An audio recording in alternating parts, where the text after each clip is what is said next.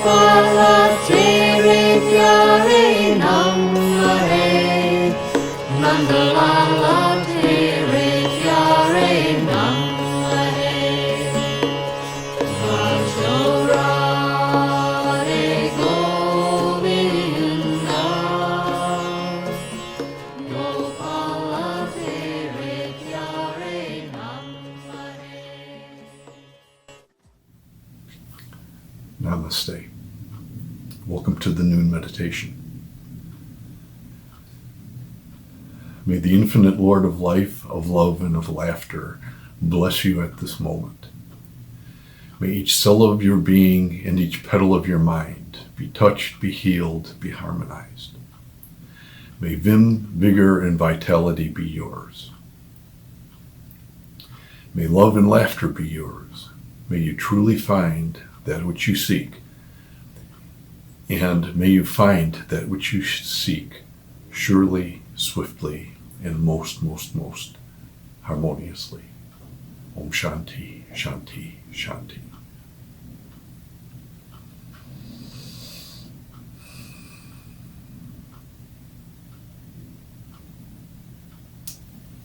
Namaste. Thank you for joining me this afternoon. Today I'll be talking about wisdom, the path to conscious awakening. Two key words in there. One is wisdom and one is consciousness. Of course, consciousness has to do with our awareness of what life is all about. And that's what the goal of life is to expand our consciousness, to expand our awareness. To awaken to what the universe, this world, and this existence is about. And this is done through gaining wisdom. In the world that we live in today, good, bad, or otherwise, we live in a secular world. A secular world means that the focus is on gaining information and collecting data, rather than the deeper aspects of life, which have to do with, why are we here? How do we become happy? What produces happiness? What produces wisdom?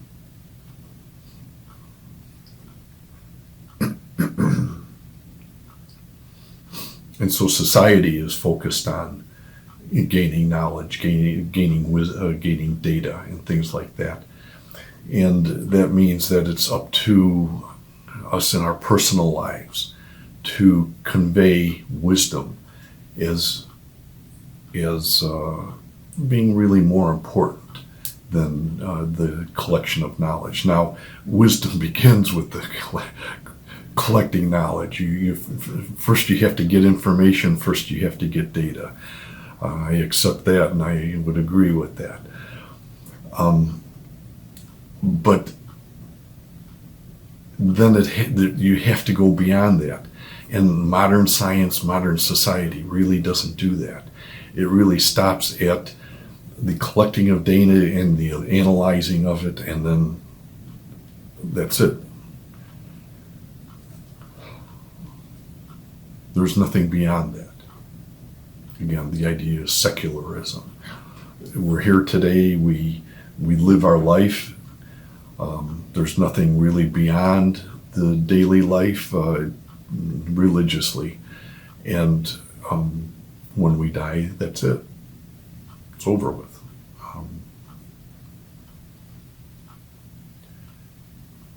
Of course, as a religious, having a religious background or being a religious temple, I guess religious is the wrong word, being a mystical temple, the temple of Kriya Yoga, there's something that goes beyond the data. We need to get beyond that collecting of information. And that's where we we get this idea of expanding our consciousness and be extending our conscious awareness. Now, in religion, they would talk about God. In mysticism, we talk more about consciousness, and it's a little more of a personal thing. And actually, religion has more to do with collecting data and that. And then it takes God as a father type of figure. And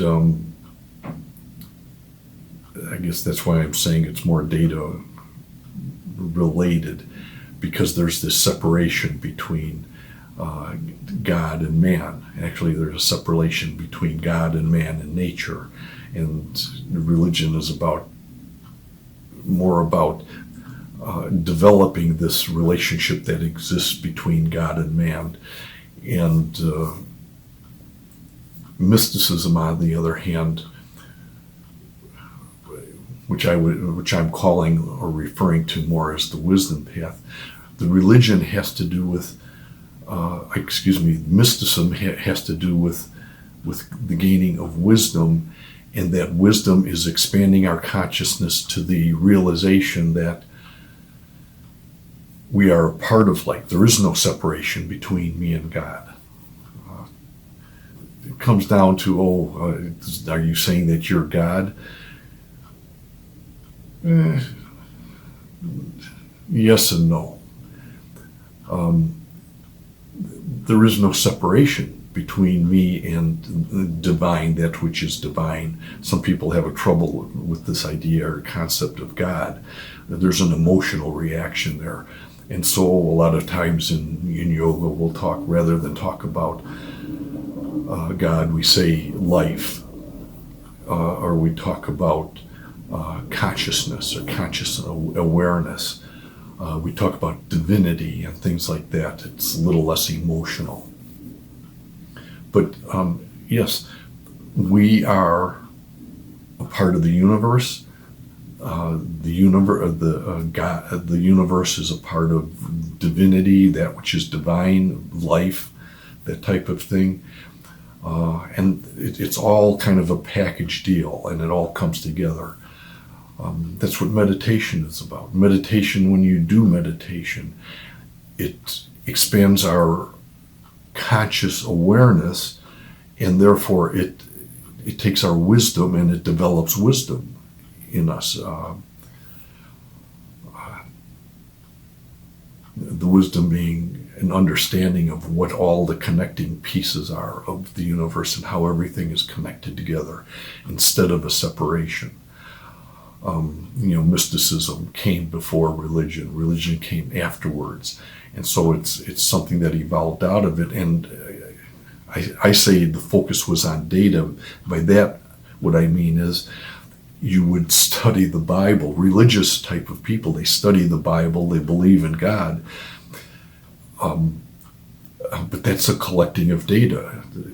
Reading the Bible, they can recite chapter and verse. That's information, that's data. And then there's an interpretation which is done, and that brings it about to this connection between God and man. But it's an intellectual connection that exists.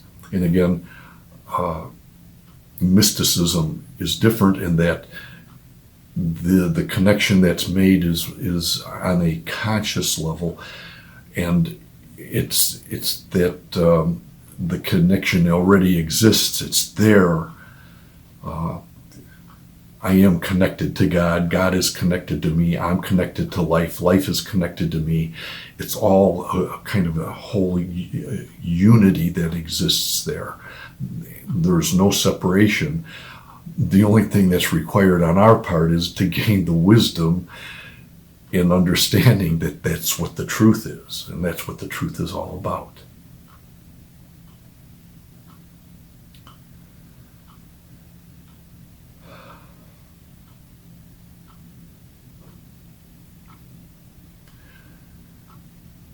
In mysticism, mystical terms, what we would would say is that there's some wisdom questions that you want to ask of yourself. The wisdom questions are, how do I lead a better life?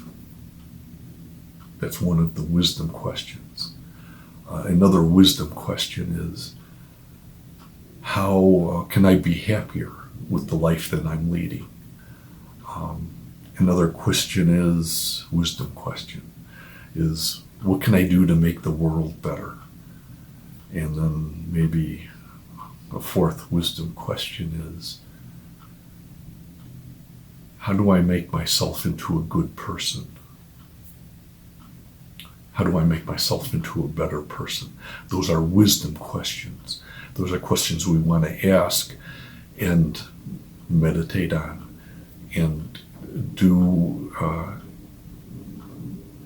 spend our life activity trying to evolve those questions, trying to develop those questions. How do I lead a better life? How do I become happier? How do I make the world better? How do I make myself better? And what's the process that I want to go through to reach those goals?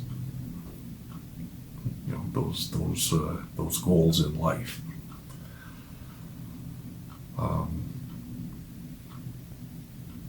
And so,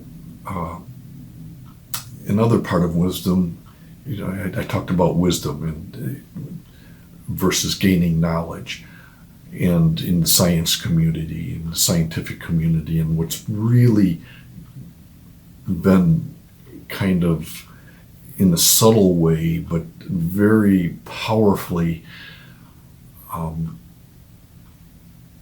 taught to us as we've grown up, gone through school, through our schooling process, and our educational system, the scientific system, and the world that we live in a very subtle way, but very powerfully subtle way.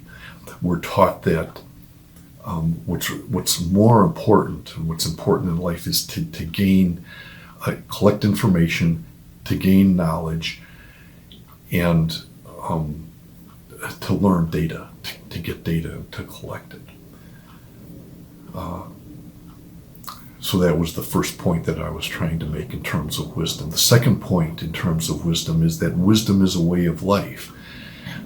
And so, aside from this idea of knowledge and information gathering,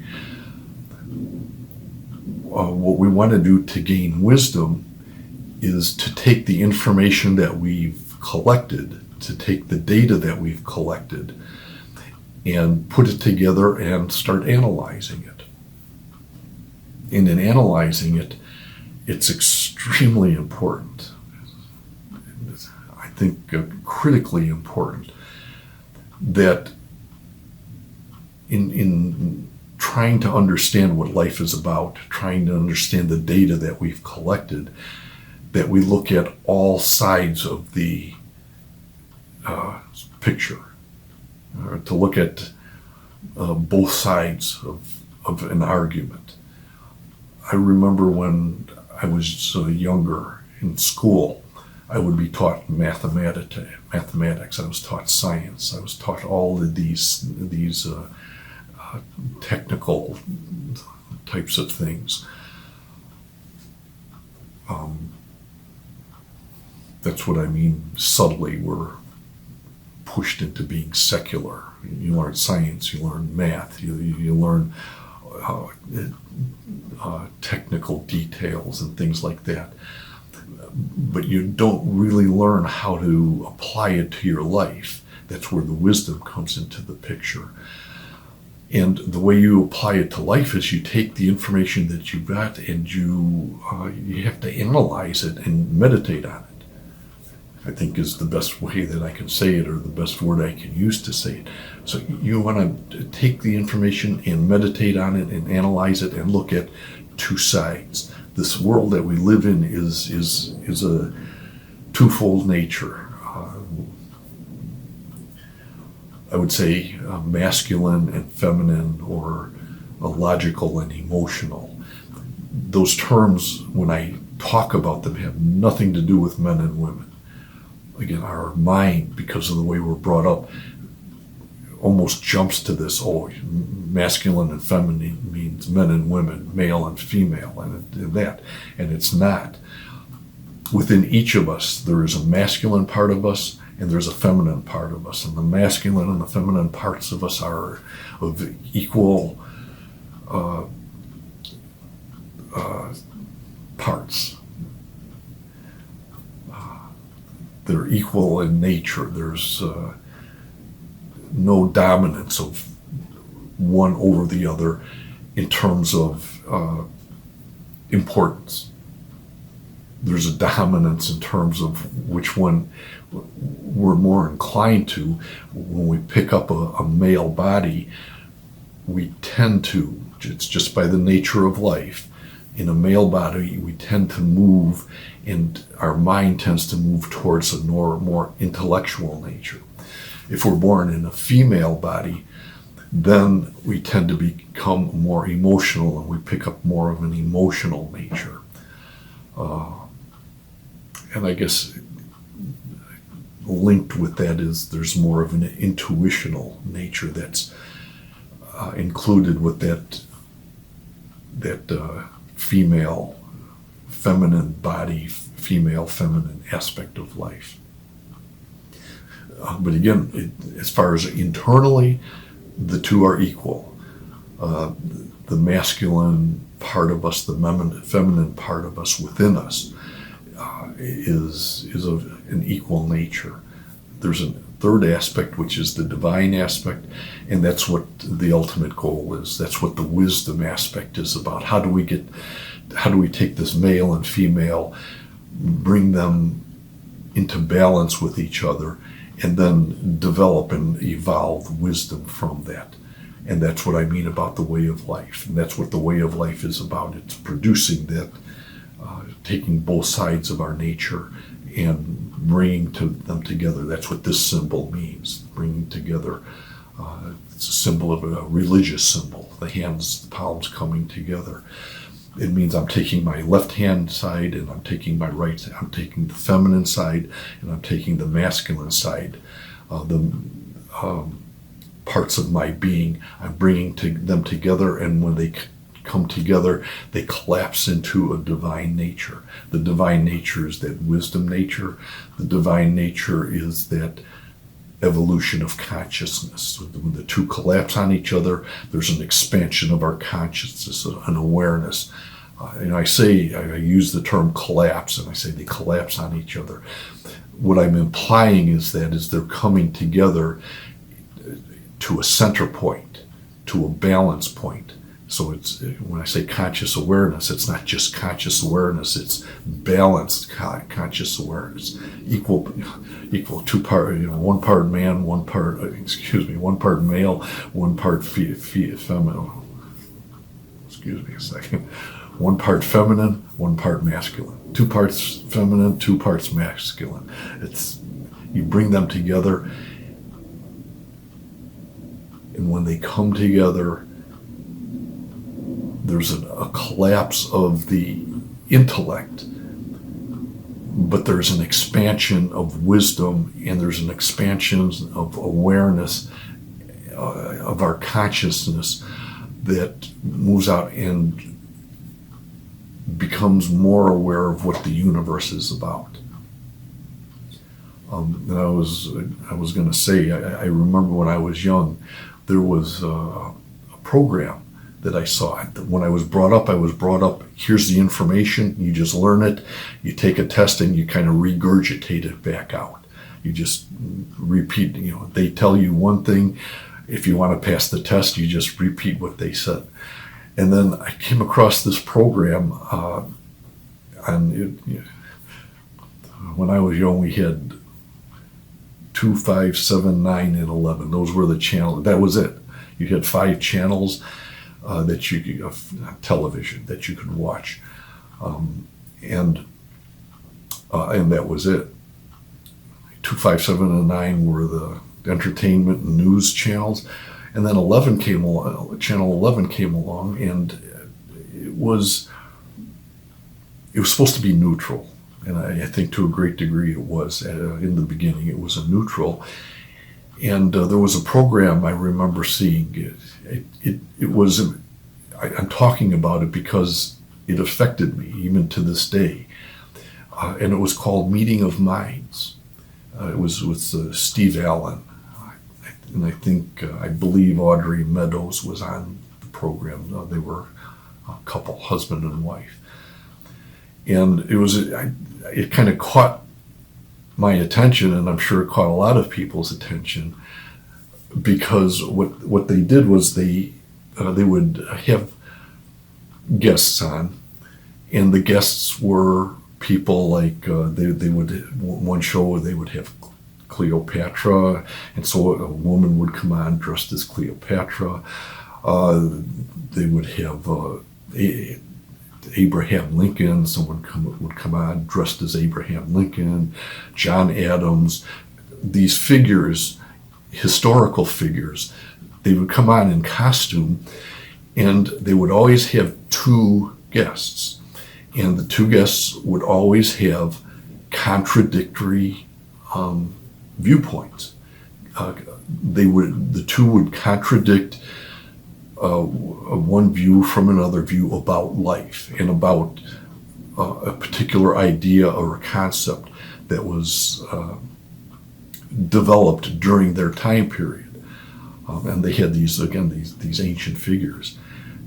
And the program just captured my attention, because it was like, for the first time in my life, it wasn't, okay, here's the information,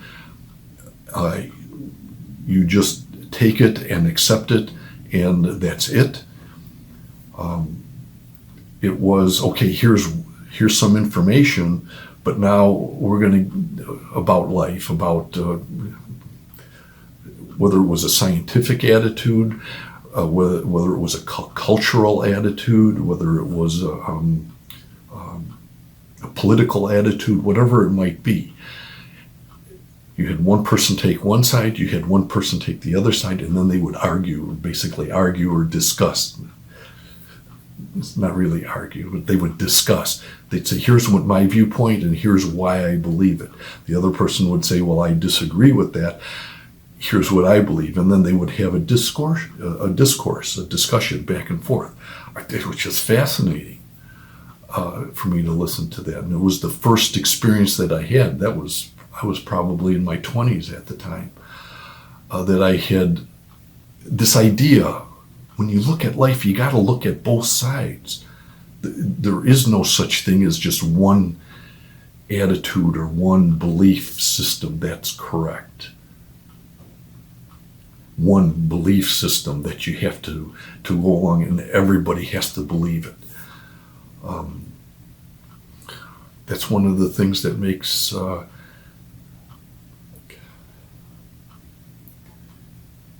Western civilization, or it gives Western civilization an advantage over Eastern civilization, in that Eastern civilization or Eastern culture is definitely more open, and but it's more, although it's more open, there is a kind of a vagueness. I think that's probably the wrong way to suit, because it's more open.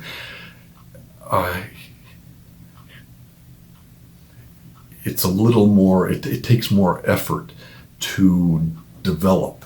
It produces more wisdom. It's more productive of wisdom over the long period, and it's less intellectual, I guess is what I'm trying to say.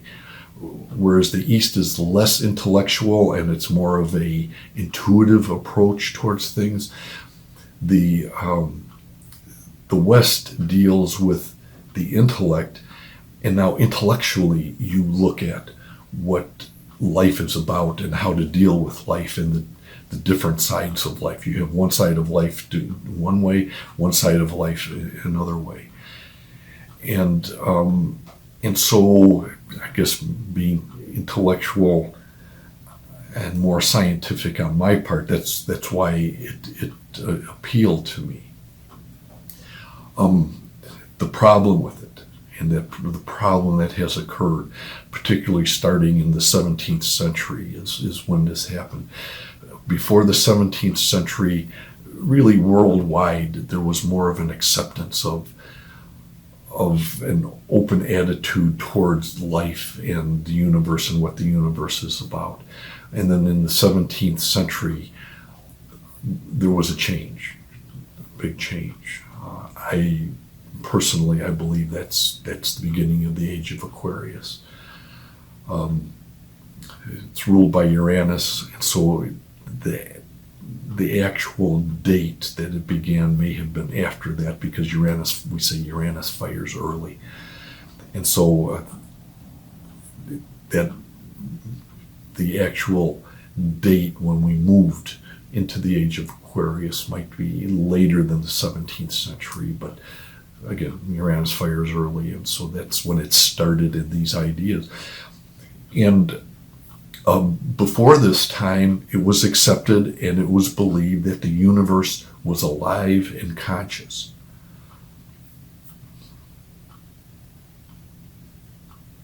Then the idea came in and started to come in. Well, wait a minute. I'm going to study about gravity, or I'm going to study about the solar system. I'm going to study about how things work, mechanical devices. The industrial age is when this started, and it was taking mathematics, combining it with science, and a really intellectual approach towards life, and the development of mechanical devices, development of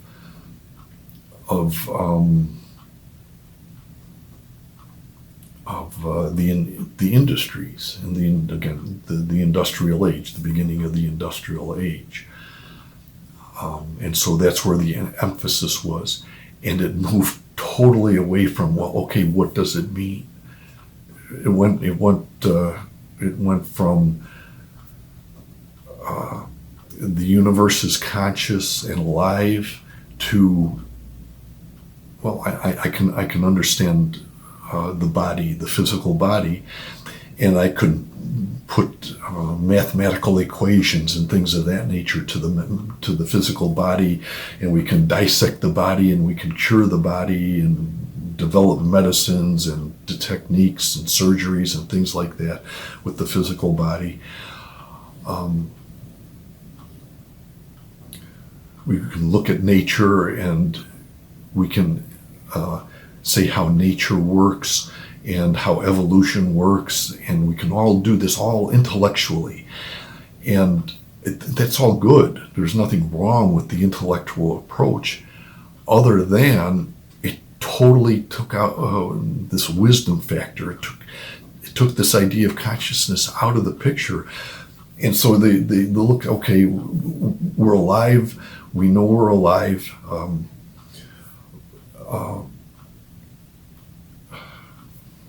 A flower is alive, it grows, it reproduces, and that. But if I take the power of or taking the flower apart, I take the petals off, I take the leaves off, I have the stem, and of all the parts, and I analyze all these parts, and I take all these parts, and I can tell you how they work, and how the sunlight comes in and it affects the flower and all of this. And this is what makes the flower grow. And they can talk in technical terms. When Western civilization started to talk in all these technical terms. And he says, okay, I'll take the flower apart, and I take it further apart and further and apart and further.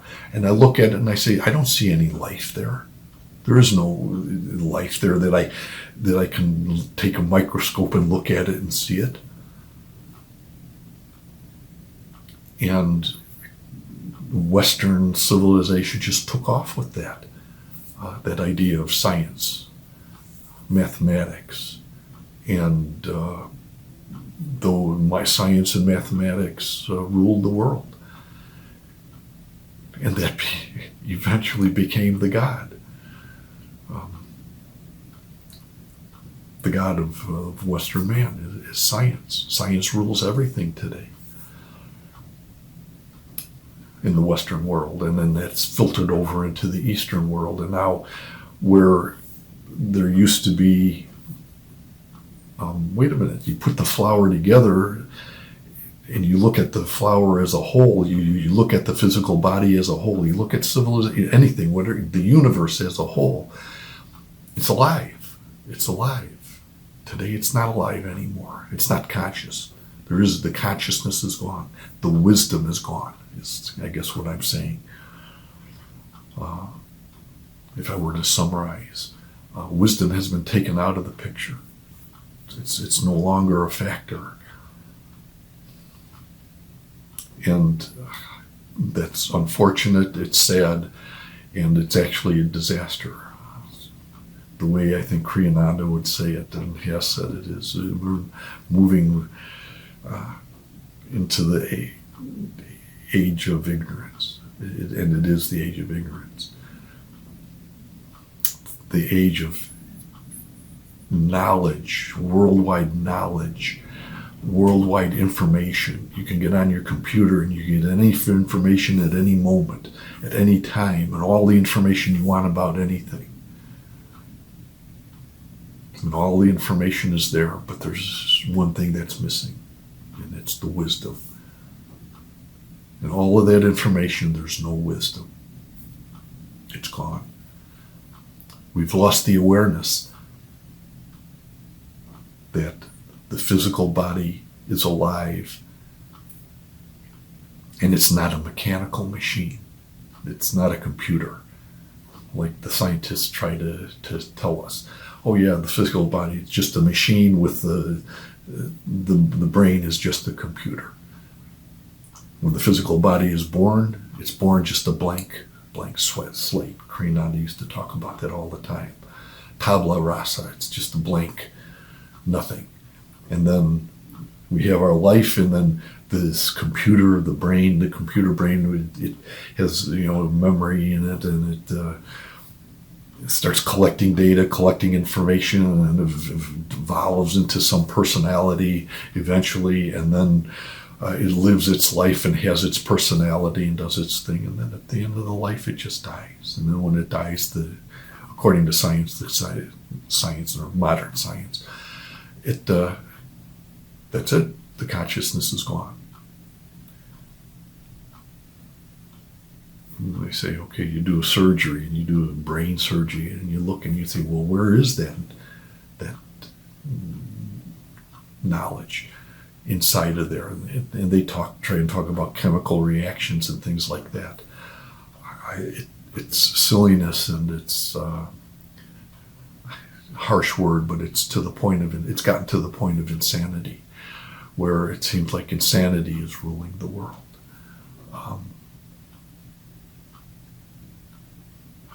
Because we've lost that goal, the main goal, which is to gain wisdom. Wisdom is a way of life. Wisdom is not gaining knowledge. It's learning how to live. It's learning how to deal with people. It's learning how to interact with people. I go back to where I started from. It's learning how to lead a better life. It's learning how to be happier. It's learning how to make a better world. It's learning how to make myself a better person.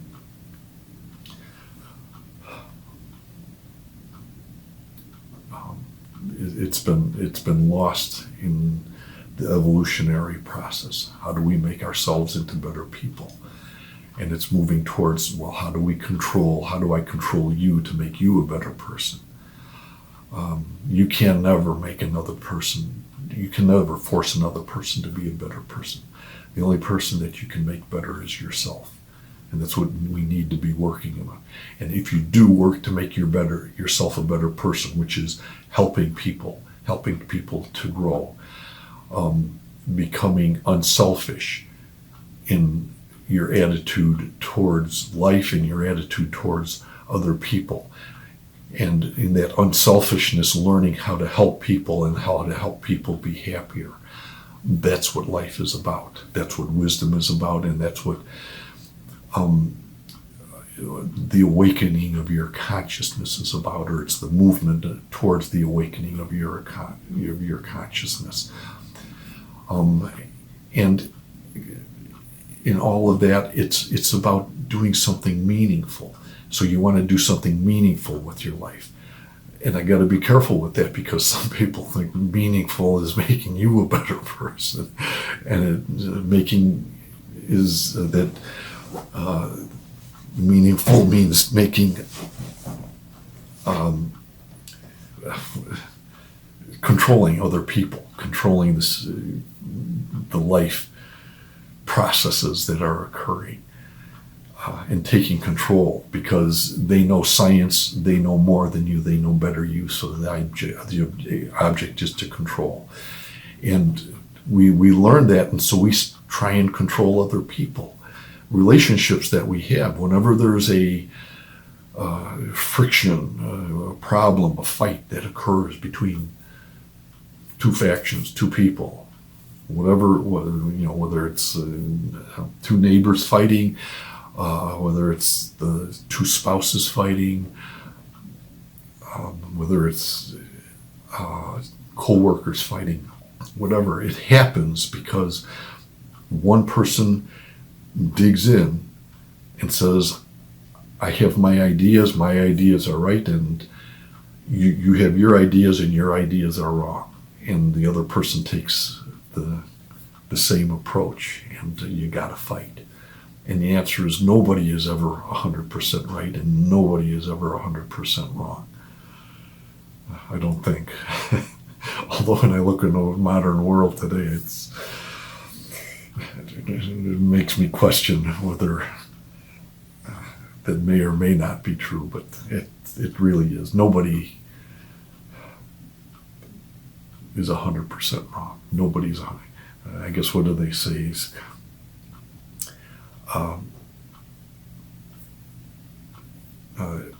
somebody that's wrong,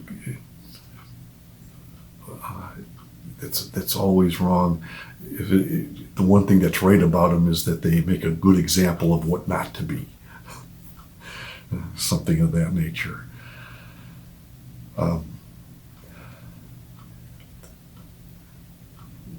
But happiness, wisdom is doing something that brings happiness in your life. Doing something that brings happiness in your life is listening to what the other person says and then trying to understand their point of view. That brings happiness, that brings wisdom into your life. Being unselfish monetarily, being unselfish with your ideas, being unselfish with your beliefs and your attitudes and your approach towards life, saying, well, I'm going to open my mind, open my attitude to other people, and have a better understanding of what their position is. And it's also, at the same time, when you're doing all of this, you're starting to do something meaningful, and that's important in obtaining wisdom. Think about it. What is it that you can do in life that's meaningful to you, that's rewarding in your life? For most people, it's really getting into a relationship, a marriage type of relationship with someone else, their children, and developing these and teaching the children, helping them to develop into mature, wise beings. And then, if I were to say kind of a final thought, is as you work towards this goal of developing wisdom and becoming a wise old soul, realize, and I think this is important, realize that we all have problems, and that the cause of the problems, the cause of my problems is me. You're not the cause of my problems. That's never true. I'm not supposed to say never. I was just talking about that. But I suppose other people can help you evolve your problems and make them worse. But they could also help you and make your problems better. And so realize that you're the cause of your problems, and then learn from other people in that. Listen to other people and learn from other people. That's where most of your wisdom will come. You get the knowledge from the books, but you get the wisdom from dealing with people, from dealing with life, and from dealing with nature. There's a lot of wisdom in trying to understand nature. Now, the focus, most of our attention is towards other people, and that's where the focus is. But you learn from life, you learn from nature, you learn from divine being, divine consciousness, and things of that nature. So as you walk through life, realize that every person that you meet is like a book. You need to stop and listen and pay attention to what all these books around you are telling you. And if you do that, you develop wisdom, you develop a wise attitude towards life. And as you do that, your consciousness expands, and you start to begin to really awaken to what life is about, and what your life is and what your life is about. And I think with those thoughts, I'll close the meditation this afternoon. And hopefully I gave you at least something to think about for the coming week. Deepest Shanti.